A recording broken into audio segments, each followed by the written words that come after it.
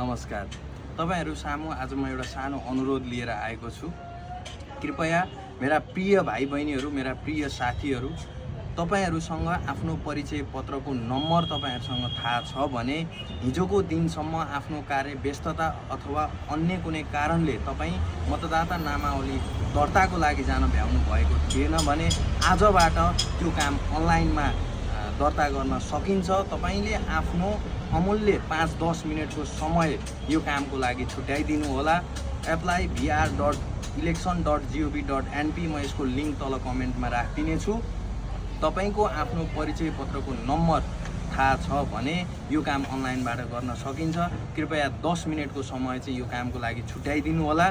अब सधैँभरि आक्रोश मात्र पोखेर एउटा यो अहिलेको यो स्थितिको बारेमा सबै जगजाहेर हुनुहुन्छ, त्यो म अहिले यहाँ वर्णन गर्न थाल्दिनँ, त्यसको व्याख्या गर्न थाल्दिनँ।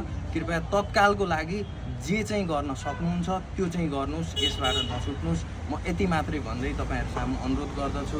हस्, धन्यवाद।